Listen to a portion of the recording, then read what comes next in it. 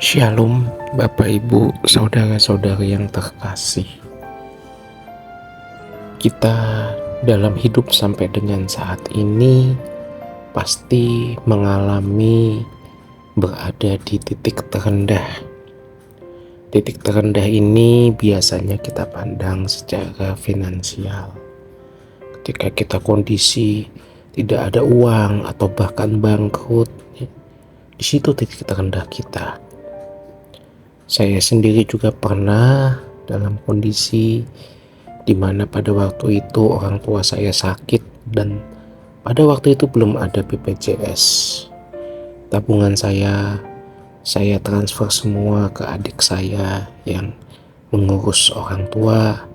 Bahkan pada waktu itu ada kartu kredit pun saya kasih. Saya minta habiskan semua limitnya. Dan saya mulai bukan dari nol, tetapi dari minus. Dari kondisi yang minus tadi. Tapi sampai dengan saat ini Tuhan masih menjaga dan memelihara saya. Itu dari sisi finansial. Mungkin ada dari sisi lain lagi.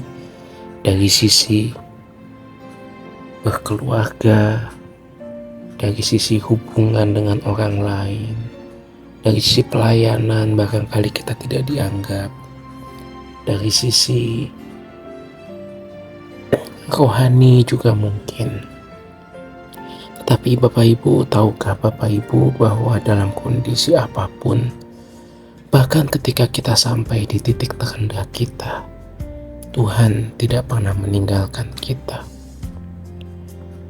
Seringkali kita merasa bahwa di titik terendah itu kita tidak punya apa-apa, kita tidak punya siapa-siapa.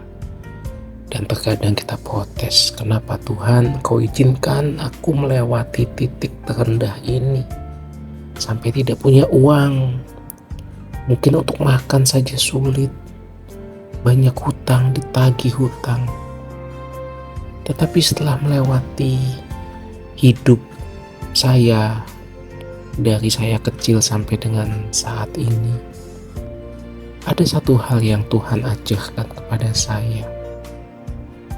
Intinya kira-kira begini, Tuhan izinkan kita untuk berada di titik paling rendah dalam hidup kita, supaya ketika Tuhan angkat kita suatu saat nanti, dan ada saudara kita yang berada dalam titik terendah, kita tahu bagaimana rasanya dan kita bisa lebih efektif lagi membantu saudara kita atau sahabat kita yang berada di titik terendahnya.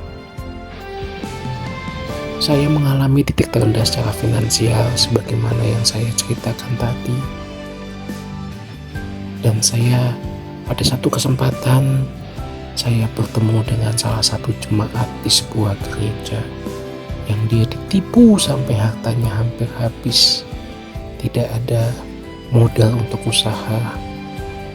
Saya hanya katakan, saya kasih modal. Dia mau mengembalikan dalam waktu 6 bulan. Saya bilang, pakai dulu, usahakan, saya tidak batasi waktu. Tapi memang saya merasa Tuhan menggerakkan saya. Dan apa yang terjadi Bapak Ibu, jemaat itu bisa pelan-pelan memutar uangnya, mengembangkan usaha, dan saat ini sudah pulih.